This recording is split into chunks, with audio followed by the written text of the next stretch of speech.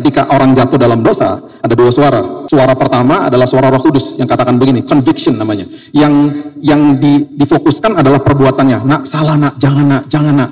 Itu salah, perbuatan kamu gak baik nak. Itu merugikan diri kamu nak, jangan nak. Gitu. Yang difokuskan perbuatannya. Tuhan tidak menuduh, Tuhan tidak menghukum, Tuhan tidak menghakimi. Suara yang satunya lagi, suara iblis akan katakan, bodoh kamu, gak layak kamu, pantesan kamu gagal, pantesan kamu, dituduh karakternya. Tak selalu Tuhan menjawab doa, namun Dia beri yang terbaik di waktu yang tepat. Alkitab mengatakan firman-Mu menopang kami Tuhan, itu sebabnya hari lepas hari kami butuh dibantu, kami butuh dipandu Tuhan. Setiap hari langkah-langkah hidup kami membutuhkan firman-Mu yang hidup. Itu sebabnya hari ini kembali Roh Kudus berbicara kepada kami. Seperti Maria kami duduk di kaki Tuhan, kami dikuatkan, kami disegarkan, bahkan kami diubahkan hari ini.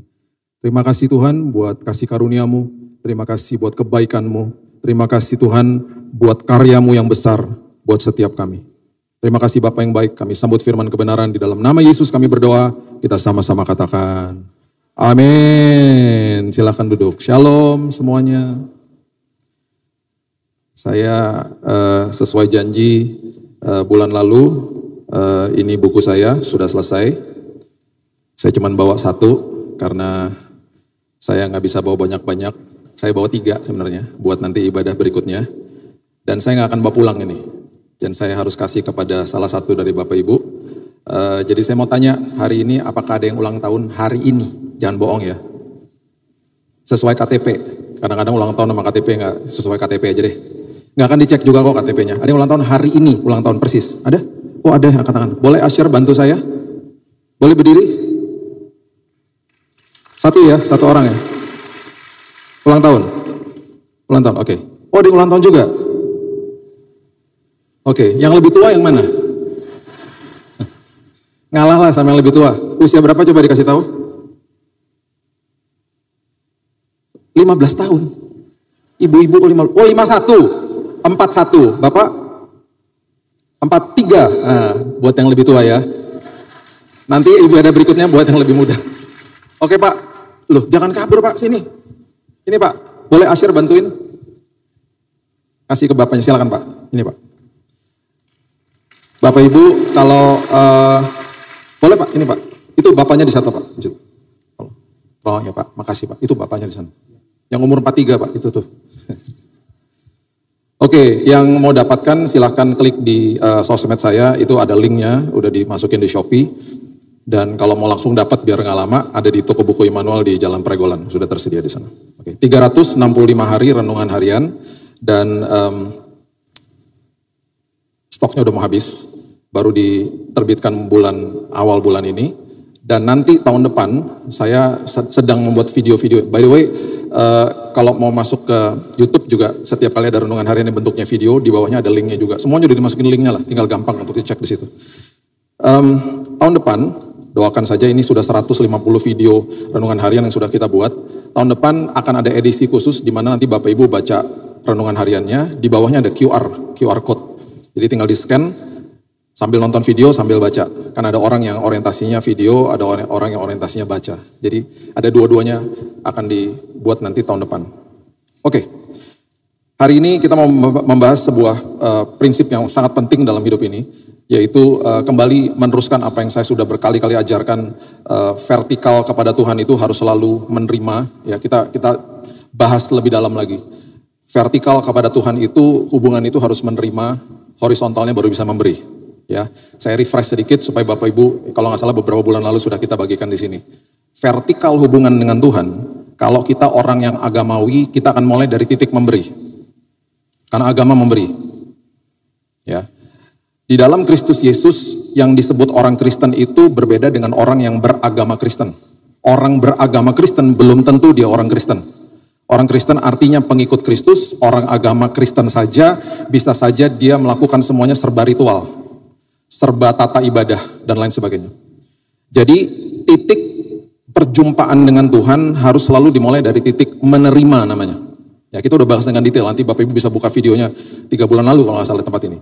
Setelah itu ketika masuk ke dalam hubungan horizontal, baru kita bisa melakukan dari titik memberi. Kalau kebalik bahaya loh, sangat bahaya. Kalau kita sebagai orang agamawi, kita memberi kepada Tuhan, dan kita nggak pernah belajar menerima dari Tuhan. Bayangin belajar menerima aja tuh sampai Alkitab aja sampai mendengungkan itu berkali-kali, karena Tuhan juga tahu manusia susah untuk menerima yang terbaik karena kado yang diberikan itu terlalu indah, terlalu dahsyat. Manusia mungkin ketika terimanya bilang begini, nggak mungkin lah ini buat saya, masa sebaik ini gitu ya. Ketika ininya beres, hidupnya berkelimpahan, masuk ke dalam hubungan horizontal, pasti mulainya dari titik memberi, karena berkelimpahan di dalam sini. Ketika di sininya, di vertikalnya memulai dari titik memberi agamawi toh, gak pernah belajar terima kebaikan Tuhan, masuk ke dalam horizontal, pasti gak benar. Karena manusia perlu menerima juga, jadi dia akan belajar menerima dari manusia lain, alhasil dia menuntut manusia lain untuk memuaskan semua kebutuhannya, semua kebutuhan baik itu emosi dan lain sebagainya. Jadi gak karu-karuan. Itu sebabnya orang-orang seperti begini, orang di sekitarnya salah aja terus. Sensitif lah dia, kemudian gampang tersinggung lah, cepat marah lah, semua orang gak ada yang pernah beres dalam hidupnya. Akhirnya dia tidak pernah menjadi pribadi yang mau menjadi pribadi yang tepat bagi orang-orang di sekitarnya. Itu bahaya sekali. Dia menuntut. Akhirnya terjadilah kerusakan di dalam hubungan demi hubungan. Karena vertikalnya udah gak pernah beres. Makanya banyak orang bilang gini, padahal tuh orang Kristen loh Pak, dia rajin ibadah, dia rajin pelayanan, tapi hatinya gak pernah belajar terima. Ada yang tanya lagi, saya refresh lagi, belajar terima gimana? Belajar terima tuh kalau saya, untuk memberitahu jiwa saya ini, ya karena Alkitab mengatakan kita ini berargumentasi dengan jiwa kita sendiri setiap hari. Pribadi yang paling sulit dikalahkan kan jiwa kita sendiri. Jadi setiap bangun pagi saya bilang, Tuhan terima kasih, Engkau gak pernah berseberangan sama saya. Terima kasih, kasih-Mu nyata, Roh Kudus yang ada di dalam saya tidak pernah sedetik pun tinggalin saya.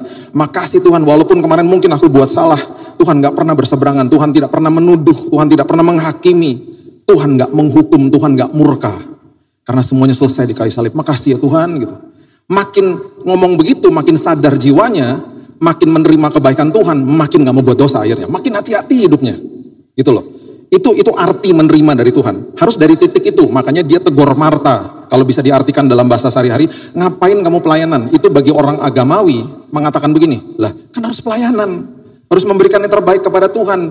Itu kalau bisa di-rephrase dalam bahasa sehari-hari, dia katakan kepada Marta, kamu tuh duduk dulu, belajar dulu seperti Maria. Duduk dulu di kaki saya, terima dulu yang terbaik, kamu penuh di dalam sini, baru kamu melayani saya. Itu maksudnya. Pelayanan gak salah, tetapi akhirnya pelayanan menjadi ritual, pelayanan menjadi akhirnya sebuah kebiasaan dan bahkan keharusan, bukan gaya hidup. Pelayanan seperti begitu adalah pelayanan yang tidak diisi atau tidak disertai dengan penyembahan. Makanya Bapak Ibu kalau baca kisahnya Marta ya, dia ditegur sama Yesus kan, waktu brothernya dia Lazarusnya meninggal, di situ dia mulai berubah, dia mulai katakan begini kepada Yesus, Engkau anak Allah, Engkaulah itu Mesias itu sendiri. Dan waktu akhirnya dia datang lagi ke rumahnya mereka sebelum dia disalibkan, ketika Maria melumuri kakinya dengan minyak narwastu, dia kembali melayani Tuhan, dia tidak komplain di situ. Mulai terjadi perubahan. Nanti satu hari kita bahas tentang arti daripada kaki Yesus. Ya, karena ada 3 kali perjumpaan dengan Tuhan yang dicatat tentang Maria, 3-tiganya semuanya disebut kaki Yesus. Semuanya. Dan ada perkara indah terjadi di kaki dia. Kakinya Yesus itu adalah lambang daripada menerima kebaikan dia setiap hari. Oh dahsyat. Itu sebabnya begini, coba kita lihat ya, Kejadian pasal yang ke-24 ayat 26. Kejadian 24 ayat 26. Pertama kali, kata bow down atau kata menundukkan kepala. Ya, kata, tapi dalam bahasa Inggrisnya ya. Dalam bahasa Inggrisnya diterjemahkannya agak berbeda. Pertama kali kata menundukkan kepala itu ada di Kejadian 24 ayat 26. Firman Tuhan berbunyi begini. Lalu berlututlah orang itu dan sujud menyembah Tuhan. Sujud menyembah Tuhan dalam bahasa Inggrisnya, atau berlutut orang itu dan menyembah itu dalam bahasa Inggrisnya bow down his head. Pertama kali didokumentasikan manusia menundukkan kepalanya dan menyembah Tuhan. Nah, kata pertama di perjanjian baru, semua kalimat-kalimat yang pertama tuh di Alkitab selalu pasti ada arti yang sangat bermakna, yang sangat indah. Kata pertama menundukkan kepala itu tercatat di perjanjian baru dilakukan oleh Yesus. Dan ini adalah sebuah peristiwa yang sangat-sangat luar biasa menggegerkan dunia. Karena firman Tuhan mengatakan begini, saya percaya ya, Salah satu kepala pasukan daripada tentara Romawi yang mengatakan, sungguhlah dia adalah anak Allah. Dia perhatikan itu, dan saya percaya dia perhatikan detail ketika ini terjadi, peristiwa ini terjadi. Coba lihat sama-sama di Yohanes pasal yang ke-19 ayat yang ke-30. Yohanes 19 ayat 30 mengatakan begini. Sesudah Yesus meminum anggur asam itu. Berkatalah ia, sudah selesai. Selesai, dimeteraikan dengan selesai. Makanya itu yang saya katakan berkali-kali. Gak ada penghukuman, penghakiman, penuduhan di dalam Kristus Yesus. Selesai. Finish. Gak ada kutuk keturunan bagi orang yang percaya kepada dia. Perhatikan ini. Lalu ia menundukkan kepalanya dan menyerahkan nyawanya. Manusia normal mati, tundukin kepala. Yesus enggak. Dia tundukkan kepala, dia serahkan nyawanya. Kenapa? Karena dia punya kuasa untuk membatalkan kematiannya. Makanya kalimat menyerahkan nyawa itu adalah sukarela yang diberikan sama dia. Nah ini pemberian loh. Ini salah satu pemberian yang sungguh indah di kayu salib ketika dia katakan selesai semuanya. Dia serahkan nyawanya, bahkan dilakukan dengan sesuatu yang sangat detail. Dia tundukkan kepala, dia serahkan nyawanya. Itu enggak sebenarnya tidak normal secara manusiawi. Gak ada orang yang nundukin kepala, kemudian dia baru mati. Biasanya orang mati dulu, baru dia tundukin kepalanya. Karena dia udah gak berdaya. Yesus tundukkan kepalanya, terbalik semuanya, dia serahkan nyawanya. Beberapa insiden terjadi sebelum itu, di mana dia bisa dengan sangat mudah membatalkan semuanya. Ada prajurit dengan imam-imam kepala masuk ke dalam Taman Getsemani. Mereka bilang, Yesus tanya, kamu mencari siapa? Yesus orang Nazaret. Dia cuma bilang begini, akulah dia. I am. Yang keluar dari mulutnya tuh firman. Apa yang terjadi? Mental mereka.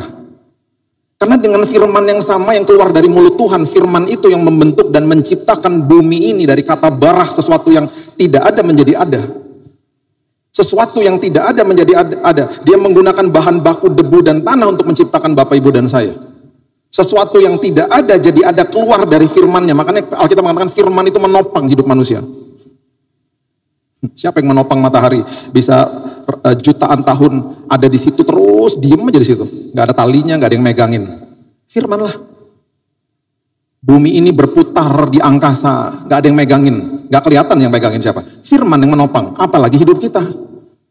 Yang Alkitab katakan kayak debu di hadapan dia, nggak ada artinya. Sekecil debu, ditopang sama firmannya. Makanya firman yang keluar dari mulutnya mental orangnya. Terus insiden berikutnya, Petrus menetakkan kuping daripada hamba, daripada imam besar Malkus. Itu jahat sebenarnya. Kalau terjadi sebuah defect atau cacat secara tubuh, kelompok imam besar nggak bisa melayani. Karena nggak boleh ada defection dalam tubuh mereka. Jahat Petrus sebenarnya. Ya dia emosi kan, dia mau bantu gurunya, dia mau bela gurunya, dia netakkan telinganya supaya nggak bisa pelayanan lagi loh, gitu. Maksudnya gitu.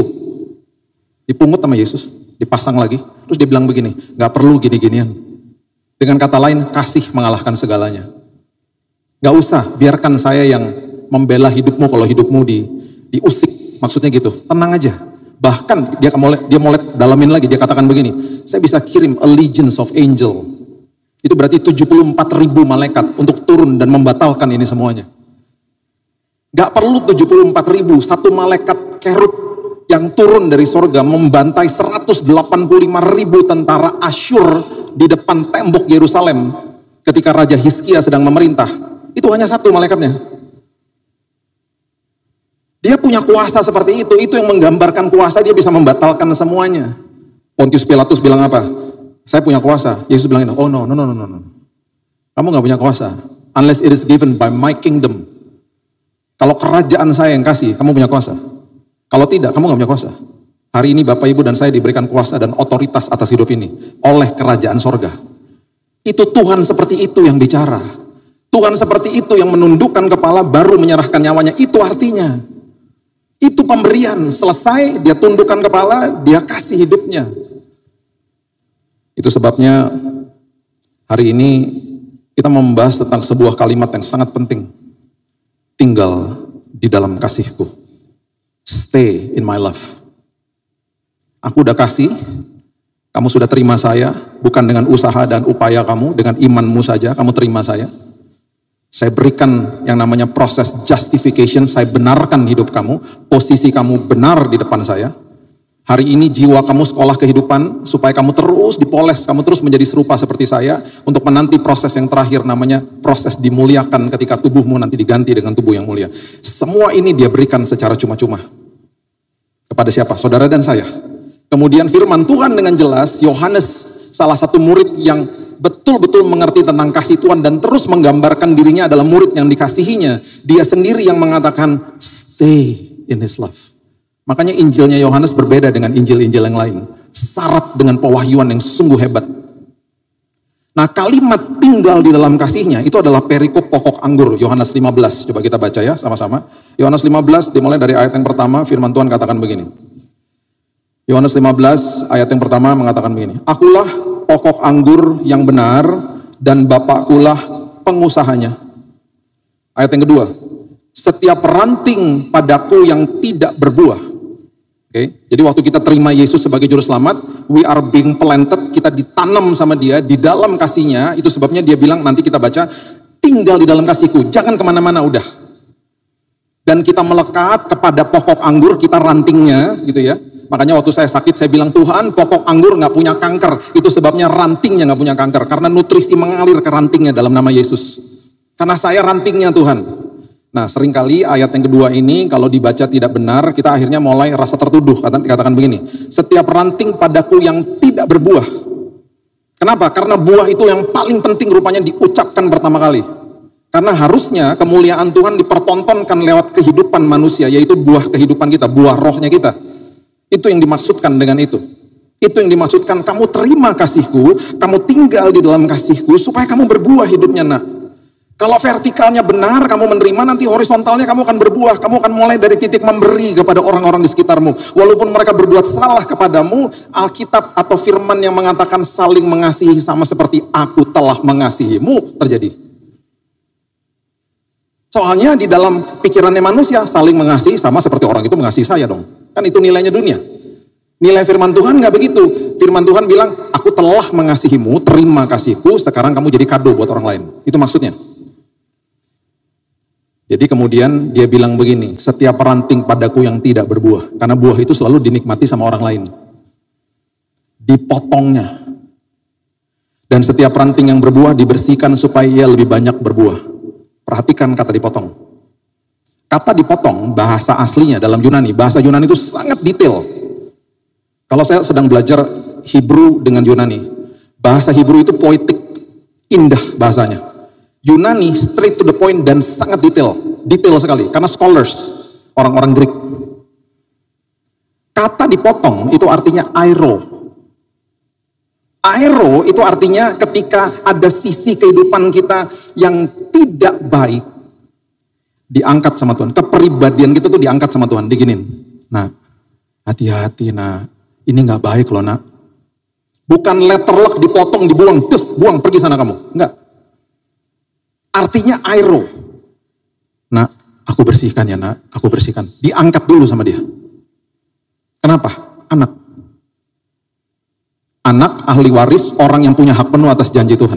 Saudara dan saya. Itu posisi loh. Jadi bahasa Greek ini sungguh detail, dia bilang diangkat, dibersihkan sama dia. Makanya ketika orang jatuh dalam dosa, ada dua suara. Suara pertama adalah suara Roh Kudus yang katakan begini, conviction namanya. Yang difokuskan adalah perbuatannya. Nak, salah nak, jangan nak, jangan nak. Itu salah, perbuatan kamu gak baik nak. Itu merugikan diri kamu nak, jangan nak. Gitu. Yang difokuskan perbuatannya. Tuhan tidak menuduh, Tuhan tidak menghukum, Tuhan tidak menghakimi. Suara yang satunya lagi, suara iblis akan katakan sesuatu yang sangat-sangat menjengkelkan dan sangat-sangat merusak kehidupan seseorang itu karena dia akan tuduh karakternya. Dia gak peduli sama perbuatannya, yang dia tuduh karakternya. Malah dia pengen supaya kita buat terus hal itu. Yang dituduh karakternya, bodoh kamu, gak layak kamu, pantesan kamu gagal, pantesan kamu, dituduh karakternya. Jadi ada dua suara loh, kalau kita kepleset, kita yang harus bisa membedakan suaranya. Makanya teller bank selalu dikasih tahu apa, kalau mau supaya latihan, supaya tahu bahwa uang palsu itu yang mana. Dia dilatih untuk lihat uang yang asli. Makin dia paham uang yang asli, ketika dia lihat uangnya palsu, dia tahu itu palsu. Makanya carilah dahulu kerajaan Allah dan kebenarannya, baru segala sesuatu ditambah-tambahkan. Kebenarannya. Makanya firman seperti begini patut kita mengerti dengan benar, menerima dari dia. Kita diangkat ketika kita jatuh tuh kita diangkat. Nah, aku bersihin ya, yang ini bersihin, ini harus bersihin. Kadang-kadang memang sakit, tapi bukannya berarti dipotong secara letterlock, dibuang kita. Enggak, bukan begitu. Dikasihi bahkan. Ini Yohanes tulisnya betul-betul sangat detail sebenarnya. Ayat 3. Kamu memang sudah bersih. Kamu memang sudah bersih karena firman yang telah kukatakan kepadamu. Sudah di-justified maksudnya. Kamu udah bersih. Tapi setiap hari ada pembersihan yang berkala. Namanya progressive sanctification. Setiap hari kamu dibersihkan, nak. Sekarang saya tanya lagi, emangnya kita bisa kuduskan diri kita? Nggak bisa lah. Setiap hari kita dikuduskan sama dia. Supaya di hadapan dia, kita selalu sempurna. Itu karena selesai di kayu salib. Ayat 4. Tinggallah di dalam aku, dan aku di dalam kamu. Don't go away. Tinggal di dalam dia itu bukan sebuah usaha kita lakukan tinggal. Enggak, udah otomatis terima Tuhan, tinggal di dalam kasihnya. Dia katakan saya dan saudara sudah melekat kepada pokok anggur. Dia bilang jangan kemana-mana, nak. Ayo belajar terima sekarang dari saya. Saya sayang sama kamu, nak. Sama seperti ranting tidak berbuah dari dirinya. Kalau ia tidak tinggal pada pokok anggur, demikian juga kamu tidak berbuah jikalau kamu tidak tinggal di dalam aku. Ada orang Kristen tidak tinggal di dalam Tuhan. Adalah orang Kristen yang gak sadar bahwa dia melekat kepada pokok anggur, gak sadar dia harus tinggal dan menerima kebaikan Tuhan. Hidupnya stres akhirnya. Yang terjadi Alkitab dengan jelas mengatakan, gak ada buahnya hidupnya. Akulah pokok anggur dan kamulah ranting-rantingnya. Barang siapa tinggal di dalam aku dan aku di dalam dia, ia berbuah banyak. Sebab di luar aku kamu tidak dapat berbuat apa-apa. Barang siapa tidak tinggal di dalam aku, ia dibuang keluar seperti ranting dan menjadi kering, kemudian dikumpulkan orang dan dicampakkan ke dalam api lalu dibakar. Ayat ini berbicara tentang orang yang menolak Kristus, ujungnya neraka. Itu maksudnya, bukan kepada anak-anak Tuhan. Ya. Jikalau kamu tinggal di dalam aku dan firmanku tinggal di dalam kamu, mintalah apa saja yang kamu kehendaki dan kamu akan menerimanya. Kalau kita tinggal di dalam dia, kehendak Tuhan menjadi kehendak kita. Jangan dimutilasi ayat ini. Oh, tinggal di dalam Tuhan berarti saya udah orang Kristen, saya bisa minta apa aja Tuhan kasih. Nggak gitu. Itu mutilasi ayat namanya. Kalau saya tinggal di dalam Tuhan, apapun yang Tuhan inginkan dalam hidup saya udah selaras dengan apa yang Tuhan mau. Kita doanya selaras dengan semua keinginan dia pada hidup kita. Dalam hal inilah Bapakku dipermuliakan, yaitu jika kamu berbuah banyak, dengan demikian kamu adalah murid-muridku. Ya. Oke. Sekarang kita masuk ke dalam intinya. Yohanes bilang begini, ayat 9. Seperti Bapa telah mengasihi aku, demikian juga aku telah mengasihi kamu. Tinggallah di dalam kasihku. Bahasa Yunaninya meno. Itu adalah sebuah postur seseorang mengatakan kepada seorang gini, udah jangan kemana-mana, udah di sini aja. Saya sayang sama kamu, kamu jangan kemana-mana. Itu artinya meno. Stay in my love. Belajar terima, aku sayang sama kamu, nak. Itu maksudnya. Jikalau kamu menuruti perintahku, kamu akan tinggal dalam kasihku. Bayangin ya, disuruh tinggal dalam kasihnya itu tuh perintah. Yesus tuh bilang, jangan kemana-mana, udah di sini aja. Saya tuh sayang sama kamu, kamu jangan punya pikiran yang lain. Kamu jangan pernah punya pikiran aku tinggalin kamu. Jangan pernah punya pikiran seperti begitu, aku sayang sama kamu. Seperti aku menuruti perintah Bapakku dan tinggal dalam kasihnya. Perhatikan ini, semuanya itu kukatakan kepadamu. Supaya apa? Sukacitaku ada di dalam kamu dan sukacitamu menjadi oke. This is getting really good. Ini yang membuat saya terus merinding kalau baca firman Tuhan. Sekarang coba lihat Galatia 5 ayat yang ke-22. Ayat yang sangat populer toh, tentang apa? Buah roh. Dari tadi kan kita bilang, tinggal dalam kasihku kamu akan berbuah. Perhatikan ini baik-baik. Galatia 5 ayat 22 dan 23. Ada 9 ya buah rohnya. Dikatakan begini, tetapi buah roh ialah, kita sebutin sama-sama ya, yang 3 pertama aja. Kemudian sukacita, kemudian oke, jangan lupa ya, kasih, sukacita, damai sejahtera ya. Oke. Nanti yang sisanya nanti aja. 3 ini dulu aja. Oke. Sekarang balik lagi ke Yohanes 15. Balik lagi ke Yohanes 15. Ayat yang ke-11. Dikatakan tadi kan, tinggal di dalam kasihku kan. Ini yang nulis beda loh. Galatia yang nulis Paulus, ini yang nulis Yohanes. Firman Tuhan ditulis dalam kurun waktu 1400 sampai 1500 tahun, dalam tempat yang berbeda-beda, dalam budaya yang berbeda-beda, dalam bahasa yang berbeda-beda, dalam kultur yang berbeda-beda, semuanya nyambung karena yang memberikan firman itu hanya satu pribadi, yaitu Tuhan. Yang nulis beda-beda aja. Galatia tadi yang nulis Paulus. Paulus bilang apa? Kasih, sukacita, damai sejahtera toh. Yohanes tulis apa? Kalau kamu tinggal di dalam kasihku. Yohanes 15 ayat 11, semuanya itu kukatakan kepadamu supaya apa? Sukacitaku ada di dalam kamu dan sukacitamu menjadi penuh. Wow. Sekarang kita tarik lagi lebih dalam supaya kita makin mengerti. Sukacita, buah roh toh, diberikan sama Tuhan di rohnya manusia. Semua yang diberikan di dalam roh manusia tidak akan pernah bisa dicuri sama iblis. Gak bisa. Untouchable. Temennya sukacita yang sering kali kita salah artikan, yang ada di dalam jiwa kita, di dalam jiwa itu ada kehendak, ada pikiran, ada emosi, ada perasaan, itu jiwa. Yang ada di dalam jiwa itu namanya kesenangan. Atau bahasa Inggrisnya happiness. Bahasa Inggrisnya sukacita adalah joy. Makanya bahasa Inggrisnya mengatakan the joy of the Lord is my strength. Sukacita Kristus kerajaan sorga adalah kekuatanku, bukan kesenangan. Kesenangan, happiness atau kebahagiaan itu letaknya di dalam jiwa. Itu bisa hilang kapan saja, bisa terusik kapan saja, bisa dicuri sama iblis yang namanya kesenangan. Bisa. Tetapi yang namanya sukacita, gak bisa. Gak bisa. Oke, sekarang kita tarik lagi. Tadi kan urutannya apa? Kasih, sukacita, damai sejahtera toh. Sekarang coba buka buku Filipi. Pasal yang keempat. Buku Filipi pasal yang keempat ayat 4 sampai 7. Buku Filipi pasal yang keempat ayat 4 sampai 7. Dimulai dengan apa? Bersuka citalah. Dimulai dengan apa? Bersuka citalah senantiasa dalam Tuhan. Sekali lagi kukatakan bersuka citalah. Kasih, sukacita. Oke. Hendaklah kebaikan hatimu diketahui semua orang. Tuhan sudah dekat. Janganlah hendaknya kamu khawatir tentang apapun juga. Tetapi nyatakan dalam segala hal keinginanmu kepada Allah dalam doa dan permohonan dengan ucapan syukur. Perhatikan ayat 7. Damai sejahtera Allah yang melampaui segala akal akan memelihara hati dan pikiranmu dalam Kristus Yesus. Gak salah toh urutannya. Kasih, sukacita, apa ini? Sukacita kemudian membawa kepada apa? Damai sejahtera. Damai sejahtera itu juga diletakkan di dalam roh. Gak bisa dicuri sama iblis. Temennya damai sejahtera yang letaknya di dalam jiwa itu namanya ketenangan. Ketenangan sama damai sejahtera beda. Ketenangan bisa hilang, bisa dicuri sama iblis. Damai sejahtera gak bisa.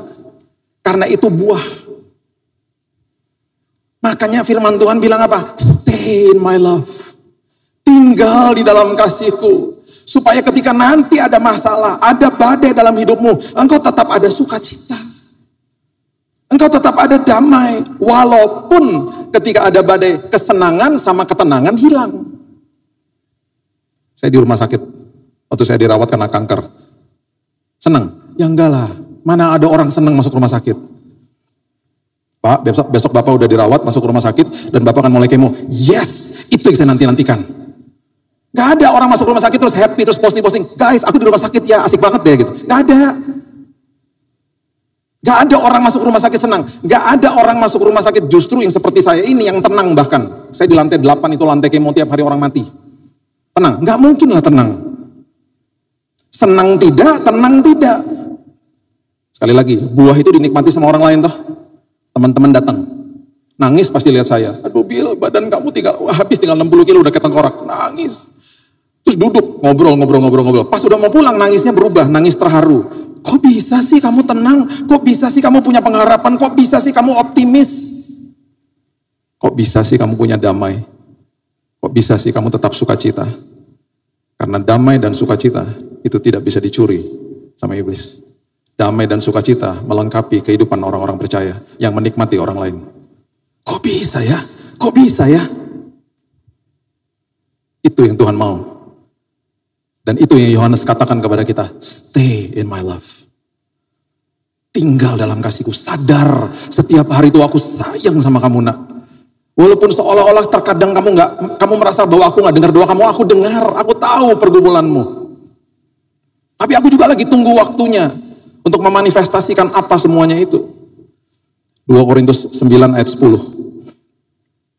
2 Korintus 9 ayat 10. Ia yang menyediakan benih bagi penabur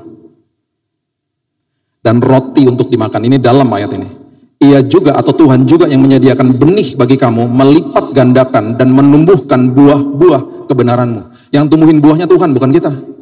Kita cuma menerima kasihnya, tinggal di dalam kasihnya, that's it. Biarkan Tuhan yang tumbuhin nanti buah-buahnya. Karena Tuhan yang numbuhin. Dan kalimat ini di Korintus ini dahsyatnya lagi yang dikatakan ia menyediakan benih bagi penabur. Perhatikan ini baik-baik. Biji sama benih itu beda. Biji itu sesuatu yang sangat-sangat mentah.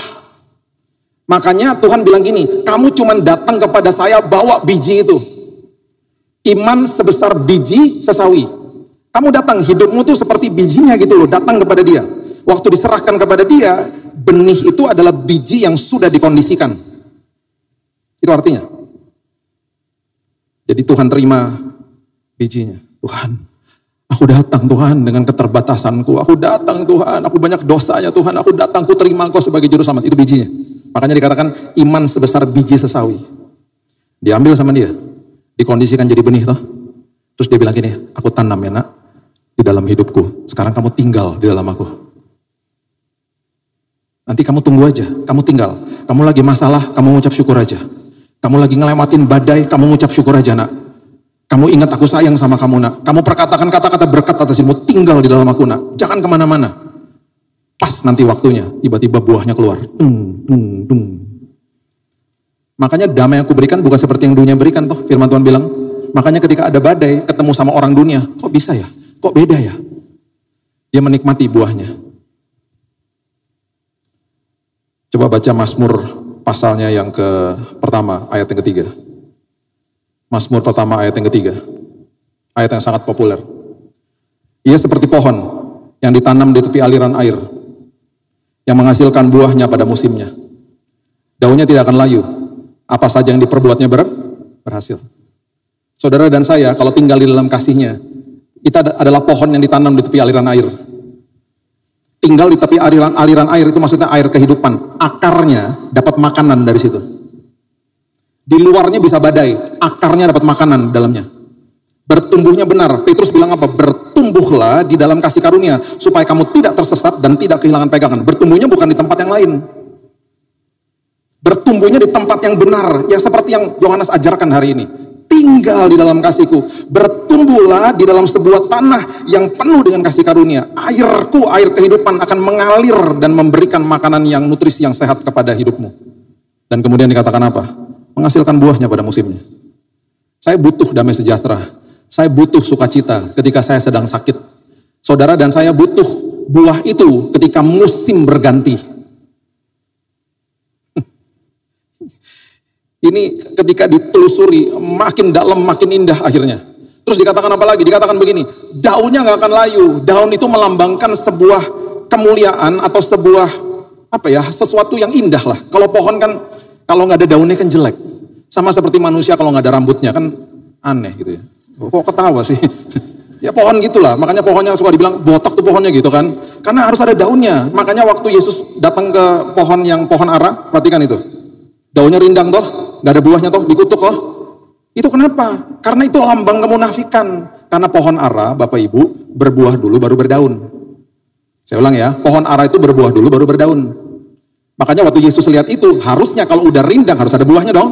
Kan berbuah dulu baru berdaun. Ketika didapati tidak ada buahnya, dikutuk loh pohonnya. Itu lambang kemunafikan. Makanya kalau sudah rindang, luarnya indah, ada kemuliaan Tuhan, pasti ada buahnya. Musim berganti, daunnya tidak akan rontok.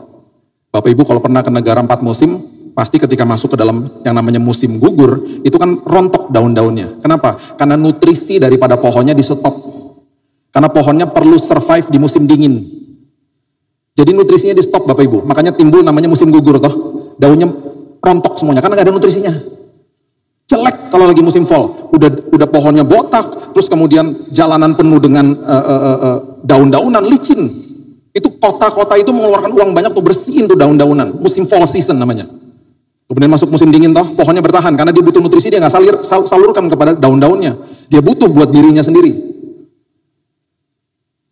Kemudian masuk ke dalam musim semi. Udah lewat kan musim yang susahnya, masuk ke dalam musim semi, baru nutrisinya disalurkan lagi. Timbul daun-daun yang baru toh. Di dalam Tuhan gak gitu. Musim berganti, nutrisi jalan terus. Nutrisinya jalan terus. Musim susah apapun, nutrisi jalan terus. Makanya daunnya tidak pernah layu, maksudnya itu. Baru ayat itu ngomong apa? Apapun yang diperbuatnya berhasil. Masih banyak saya mau bagikan, tapi waktu. Jadi gini, saya tutup dengan ini aja deh. Dengan pengertian ini ya. Karena ada pelajaran lagi di Yeremia. Nanti Bapak Ibu nanti mungkin next time kita belajar Yeremia 17. Yeremia 17 berbicara tentang being planted dalam Tuhan. Yeremia 17 berbicara tentang ada kata mengandalkan di situ. Ada orang mengandalkan yang lain, ada orang yang mengandalkan supaya dia tetap di dalam Tuhan. Itu luar biasa. Sekarang pertanyaannya sederhana deh. Kita sedang ditanam di mana? Kita sedang tinggal di dalam apa? Itu aja.